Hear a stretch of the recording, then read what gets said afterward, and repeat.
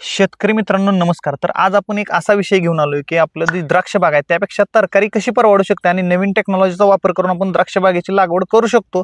परंतु त्याही पेक्षा आपल्याला जर 3 महिन्यामध्ये 1 वर्षानंतर पैसे कमवण्यापेक्षा आपल्याला जर 3 महिन्याला पैसे मिळत गेले किंवा 1 महिन्याला जे क्रॉप पीक आहे त्यामधून देखील आपण पैसे मिळवू शकतो. असं जर पिकाची लागवड केली तर आपण भरघोस उत्पन्न मित्रांनो मिळवू शकतो. ते कसं, तर एका शेतकऱ्याने जवळजवळ 5 ते 6 एकर बाग काढून टाकलेल्या आणि तरकारीमध्ये वळलेल्या आहेत. तर अशाच एका शेतकऱ्याची आपण मुलाखत घेणार आहोत.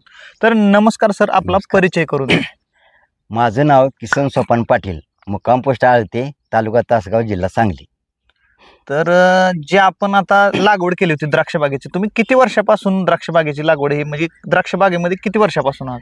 आम्ही एक 20 वर्ष साधारण त्या द्राक्ष बागेमध्ये काम करत अच्छा. होतो. म्हणजे 20 वर्ष झालं तुम्ही द्राक्ष बाग होते. जोपासलेले आहे. जोपासले. पूर्णतः म्हणजे भरपूर अनुभव आहे की किती फायदा होतोय आणि काय होते. पूर्वीचा काळ आणि आत्ताचा काळ काय आपल्याला जाणवत? पूर्वीच्या काळी आमच्या भागामध्ये पाण्याची सिस्टीम नव्हती. आता कॅनल आलेत, ताकारी आहे, आरपळ आहे, टेंबू आहे. त्यामुळं पाण्याचा स्रोत जादा वाढलेला आहे. त्यामुळं आर्द्रतेचं प्रमाण वाढले. त्यामुळं आर्द्रतेचं प्रमाण असल्यामुळं ऊस पीक जादा झालेलं आहे. त्यामुळे आर्द्रतेनं बागेचं फळकूज, मोहरकूज होत्या.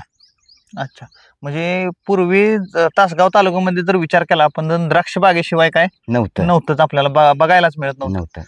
तर आता आपण पाहिलं तर बऱ्यापैकी ऊसच आपल्याला दिसत आहे. परंतु जर विचार केला आपण तर द्राक्ष बाग टोटल खर्च आपला जे लागवडीपासून असून ते किंवा येणारा खर्च आणि या व्यतिरिक्त आपण काय करू शकतो? हे द्राक्ष बाग आणि ऊस याऐवजी आम्ही भाजीपाला पिकाकडे वळलेलो आहे. अच्छा, म्हणजे तरकारीकडे पण. तरकारीकडे जर आपण द्राक्ष बागेचा विचार केला सध्या, जर की आपण खर्चाचा विचार केला तर द्राक्ष बागेचा आपण एकदाच वर्षातून एकदा हार्वेस्टिंग करू शकतो, एकदाच माल काढता येतो. वर्षभर परत ना काय नाही आपल्याला मिळत. आणि रेट जर पाहिलं, जे मागं 20 वर्ष समजा 10 वर्षाच्या पाठीमागचा विचार केला रेट आणि तुम्हाला राहणारा नफा आणि आत्ता खर्च आणि नफा विचार केला तर परवडतंय का? आता पूर्वी खताच्या किमती, औषधाच्या किमती कमी होत्या, पाऊसमान कमी होतं. आता ह्या आर्द्रतेमुळे रोगाचं प्रमाण जादा वाढले. त्यामुळं द्राक्ष बागेचे पीक हे परवडत नाही. किमान आमच्या पंचक्रोशीत बोरगाव, आळते, लिंब, निंबळक, चिखलगोटण या भागात पाण्याचं प्रमाण जादा आहे. त्यामुळे ह्या भागातल्या लोकांना द्राक्ष बागाचं अगदी जिकिरीनं उत्पादन घ्यावं लागतं. त्याकरता हा सर्व अनुभव घेऊन आम्ही इकडे वळलो, भाजीपाला विभागाकडे वळलेला आहे. जर आपण पाहिलं इथं हे जे स्ट्रक्चर दिसतंय पाठीमागं, हे द्राक्ष बागेचं स्ट्रक्चर आहे आधीच द्राक्ष बागेचं स्ट्रक्चर आहे. त्यावरतीच तुम्ही हे लागवड केलेली आहे. आता जर विचार केला आपण तरकारीमध्ये तुम्ही आलेला आहे, परंतु तरकारीमध्ये येताना किंवा द्राक्ष बागेतून तुम्ही तरकारीमध्ये आलाय, परंतु एक नवीन शेतकरी आहे की सध्या पाण्याचा स्रोत तयार झालेला आहे, एक पडाक जमीन असेल त्याच्यातून ते करत आहेत. परंतु जर तरकारीमध्ये करताना तुमच्या अनुभवानुसार सुरुवातीला कोणत्या पिकाची लागवड करावी? सुरुवातीला वेलवर्गीय पिकांची लागवड केली पाहिजे, शॉर्ट टर्मच्या भाजीपाल्याची लागवड केली पाहिजे, जेणेकरून आपल्याला कमी वेळेत पैसा उपलब्ध झाला पाहिजे आणि खर्च देखील कमी. त्यात खर्च बी कमी. आणि द्राक्ष बागेत खर्च करून वर्षानं त्याचं पेमेंट आपल्याला मिळणार. त्यानंतर त्या वेळच्या नैसर्गिक वातावरणात समजा गारपीट झाली तर केलेल्या वर्षाचं पिकाचं उत्पादन हे नुकसानीत येतं. त्याकरता आपण फळबागेत आपल्या भाजीपाल्यामध्ये जर आपण काम केलं तर जर नुकसान झालं, गारपीट झाली, जादा पाऊस झाला, रोगाने गेलं तर महिन्यात दुसरा प्लॉट उभा करू शकतो आपण. तशी द्राक्ष बाग आपण उभा करू शकत नाही. केलेला खर्च वाया जातो आणि दुसरे काडी वगैरे तयार करायकरता आणखी वेगळा खर्च करावा लागतो. त्यामुळे द्राक्ष बागेपेक्षा ही वेलवर्गीय भाजीपाला श्रेष्ठ आहे. म्हणजे जरी आपल्याला 3 महिन्यानं आपण करू शकतो की एखादा लॉट गेलाच तरी आपण दुसरा उभा करू शकतो वर्षामध्ये लगेच, असं आपण नियोजन करू शकतो. तुम्ही सांगितलं की वेलवर्गीय पिकाची सुरुवातीला लागवड करावी, तर वेलवर्गीय पिकाची तुम्ही कोणकोणत्या लागवड केलेल्या आहे? आम्ही आता सध्या वांगे, पुन्हा काकडी आणि दोडका या 2-3 पिकं आमच्याकडे सध्या उपलब्ध आहेत. आता लागवड आहे. ह्या आधी कोणत्या पिकाची लागवड केली होती? ह्या आधी कारली होती आमच्याकडे. अच्छा, कारली होती, दोडका होता, दुधी भोपळा होता. ही वेलवर्गीय पिकं होती.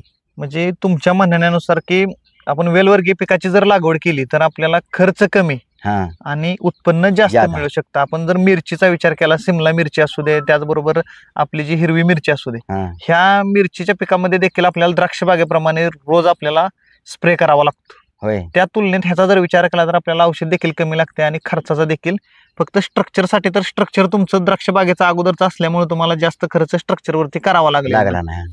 कमी स्ट्रक्चरचा खर्च वाचून आपण कमी खर्चामध्ये हे केलेलं आहे. तर वांग्याची कोणत्या लागवड केलेलं आहे तुम्ही आता सध्या?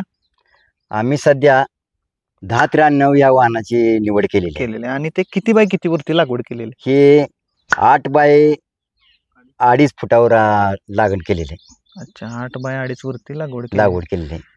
तरकारीमध्ये सुद्धा जर आपण पाहिलं आता, म्हणजे भाजीपाल्यामध्ये, की बरेच शेतकरी बाहेर पडत आहेत यातून, म्हणजे अपेक्षित उत्पन्न मिळत नाही किंवा बऱ्याच साऱ्या गोष्टी आहेत. तर तुमच्या म्हणण्यानुसार आता तुमचा जो 1093चा प्लॉट आहे किंवा दोडका आहे, बऱ्याच साऱ्या गोष्टी तुम्ही लागवड केलेल्या आहे. तर आपण सध्या वांग्यावरती जर बोलायचं म्हणलं तर अपेक्षित उत्पन्न तुम्ही किती धरलेलं आहे किंवा कसं नियोजन केलेलं आहे काय? एकूण आमचं नियोजन असं आहे की यामध्ये एकरी आमचं क्षेत्र एकर आहे. एकराला एक 35 ते 40 टन उत्पादन मिळालं पाहिजे वांग्याला, असं तुम्ही नियोजन केलेलं आहे. आणि त्याचं बाजारभावावर उत्पन्न अवलंबून आहे. बाजारभाव वाढला तर उत्पादन वाढणार आणि बाजारभाव कमी मिळाला तर कमी मिळणार. इन्कम कमी होणार. त्याकरता अवरेज कडून पैसा मिळवला पाहिजे. अवरेज वाढलं पाहिजे दर पडला तरी. अच्छा, म्हणजे आपल्याला ॲव्हरेज तुम्ही व्यवस्थित जर मिळालं तुम्हाला ॲव्हरेज, की आता ह्यांनी ठरवलेलं आहे की 35 ते 40 टन माल मला निघालाच पाहिजे, असं त्यांनी नियोजन केलं आहे. तुम्ही देखील असंच नियोजन केलं पाहिजे. त्यांचं दोडक्याचं जर शेड्यूल पाहिलं ते तरी देखील तसंच आहे. अगोदर त्यांनी कारल्याची लागवड केली होती याच मांडावरती जिथं आपण बसलो, इथं कारल्याची लागवड. त्यांनी जे अपेक्षित उत्पन्न धरलेलं आहे त्यामध्ये थोडाफार नैसर्गिकरित्या जर काय आलं आपल्याला, म्हणजे घोटाळा थोडासा झाला तर 1, 2, 3 टन किंवा 4 ते 5 टनाचा फरक होऊ शकतो. परंतु जर आपण 35 टन धरले तर 30 टन तरी आपल्याला माल निघालाच पाहिजे, असं तुमचं नियोजन असणं गरजेचं आहे. दुसरी गोष्ट म्हणजे ह्यांनी सांगितल्याप्रमाणे तुम्ही अजून काय करू शकता, तर भाजीपाल्यामध्ये तुम्ही कॅश क्रॉप जे म्हणतात, जे आपल्याला 1 महिन्याची जी पिकं असतात त्यामध्ये तुम्हाला जर साध्यातलं साधं करायचं म्हणलं तर आपण पालकची लागवड करू शकतो, मेथी आहे, चाकवत आहे, कोथिंबीर आहे, अशी जे 1 महिना 1.5 महिन्यामध्ये येणाऱ्या पिकाची देखील लागवड, फ्लावर कोबी, ह्या देखील पिकाची लागवड करू शकतो. तुम्ही केलेलं आहे का लागवड अशा छोट्याशा पिकाची? आम्ही कोथिंबीरची लागवड केली होती, पण आता सध्या काही आमच्याकडे कोथिंबीर नाही. अच्छा, म्हणजे अगोदर केली होती. म्हणजे ह्याने देखील आपल्याला केलेलं आहे की ह्यापेक्षा यातून आपण भरघोस उत्पन्न मित्रांनो मिळू शकतो. आणि सर्वात महत्वाचं म्हणजे संयम या तरकारीमध्ये सगळ्यात महत्वाचा आहे, की संयम असला पाहिजे, की एका प्लॉटला दर मिळेल आणि एखाद्या प्लॉटला मिळणार देखील नाही, म्हणजे त्यात 5 रुपये राहतील किंवा राहणार देखील नाही, असं देखील मित्रांनो होऊ शकतं. तर तुम्हाला सांगितलेलं आहे की द्राक्ष बागेतून जे आपले आता आपण आळत्यामध्ये इथं शेतकऱ्यांनी कसं नियोजन करून द्राक्ष बागेमधून बाहेर पडून या ठिकाणी भाजीपाल्याची लागवड करून त्यामधून मित्रांनो भरघोस उत्पन्न मिळालेलं आहे. तर खर्च आणि उत्पन्न आपण जर विचार केला, ह्या स्ट्रक्चरसाठी खर्च किती आलेला आहे तुम्हाला बाहेर पडल्यानंतर, आणि उत्पन्न सरासरी वर्षाअखेर किती मिळतं? ह्या पिकाला वांग्याला त्याला मल्चिंग ठिबक करायला लागतं हा, आणि बेसल डोस, रासायनिक खतं, सेंद्रिय खतं, शेणखताचा वापर करावा लागतो. त्याशिवाय अपेक्षित उत्पादन आपल्याला मिळू शकत नाही. अच्छा, म्हणजे जमिनीचा पोत सुधारणं गरजेचं. जमीन पैलवान झाली पाहिजे, जमिनीचा पोत चांगला पाहिजे, तरच आपण अपेक्षेप्रमाणे त्याचं उत्पन्न मिळवू शकतो. त्याच्यापासून अपेक्षित यील्ड मिळू शकतं. यातील जर आपण वार्षिक उलाढाल पाहिली तरकारीमध्ये भाजीपाल्यामधली तुमची, तर किती आपल्याला पाहायला मिळते? किती क्षेत्रावरती लागवड आणि किती आपल्याला वार्षिक उत्पन्न पाहायला मिळतं वर्षाअखेर? आम्ही सध्या वांगे 1 एकर, दोडका 1 एकर आणि काकडी 1 एकर अशी 3 पिकं घेतलेली आहेत. तर यापासून एका सीझनला 10 लाख मिळायला काय हरकत नाही. म्हणजे वर्षाअखेर तुम्हाला 10 लाख रुपये शिल्लक राहतील पिकाअखेर, कारण ते वर्षभर टिकत नाही पीक. बरोबर आहे की तुम्ही बदल करत असता, म्हणजे ह्या वांग लावलेला त्यामध्ये परत ना काकडी लावू शकता, दोडका लावू शकता, इकडे शिफ्ट वेगवेगळ्या पिकाची लागवड करून वर्षाअखेर तुम्हाला 10 लाख रुपये उत्पन्न मिळत होतं. तर आपण जर द्राक्ष बागेचा विचार केला तर त्यामध्ये तुम्हाला वर्षाला किती उत्पन्न मिळत होतं, का स्वतःच पैसे घालावे लागत होते? द्राक्ष बागेला उत्पादन खर्चा करता अगोदर खर्चाची इन्व्हेस्टमेंट करायला लागते. अच्छा, खर्च अगोदर भरपूर करायचा आणि अपेक्षित उत्पादन नाहीच मिळत. हार्वेस्टिंगच्या एंडला मिळेलच असं नाही, कारण त्यावेळेला नैसर्गिक आपत्ती, समजा गारा पडल्या दलाल पैसे घेऊन पळून गेला, गेला, बरोबर आहे. तर माल हे घेऊन. धोकं त्या ज्यादा आहे ती म्हणजे तुमच्या बाबतीत देखील हे आणि झालेलं आहे, आमच्या मागती घडलेलं आहे. म्हणजे दलाल पैसे घेऊन दलाल गेलेला आहे. उत्पादन केलं सगळं, कर्ज काढलं, पाहुण्या पैसे मित्रमंडळींचं पैसे घेतलं आणि खर्च केला, इन्व्हेस्टमेंट केली आणि शेवटी माल घेऊन दलाल पसार झाला. त्यामुळे आम्ही धोक्यात आलो. 1 रुपया फायदा नाही. 1 रुपया फायदा नाही आणि त्या कर्जात अजून आहे, तर ती सगळी कर्ज ह्या भाजीपाल्यातून कव्हर करत आणली. अच्छा. तर पाहू शकताय मित्रांनो काय केलेलं आहे. तर दलाल आता ह्यांनी सांगितलेलं आहे की घेतात माल, पैसे तिकडेच सगळं. तर इथं जर विचार केला तर आपण जवळ मार्केट आपल्याला इथं भरपूर सारे पाहायला मिळतात. आता जर इथं पाहिलं तर विट्याला मार्केट आपल्याला पाहायला मिळतं, इस्लामपूर आहे. तुम्ही कुठं पण माल पाठवू कुठे शकता. आपल्या मुंबईला देखील जर माल पाठवला तर आता यामध्ये काय सुद्धा राहिलं नाही की पट्टी व्यवस्थित येत आहे. त्याचबरोबर मोबाईलवरून देखील व्यापाऱ्याला विचारू शकतात की किती दर मिळालेला आहे, किती वगैरे सगळं या ठिकाणी मिळत आहे. तर द्राक्ष बागेमध्ये हे आपल्याला समस्या जाणवत असते की दलाल फरार होतात, परंतु इथं व्यवस्थित आपण उत्पन्न मिळवू शकतो. आणि ह्यांनी सांगितलेलं आहे की एवढ्या 3 एकर क्षेत्रामधून वार्षिक जर आपण उलाढाल पाहिली तर 10 लाख रुपयाचा हे नफा कमवत आहेत. तेच जर द्राक्ष बागेमध्ये यांनी पाहिलं तर स्वतःच्या पदरच्या खिशातील पैसे घालावे लागत होते, उत्पन्नाचं तर काय सुद्धा नाही.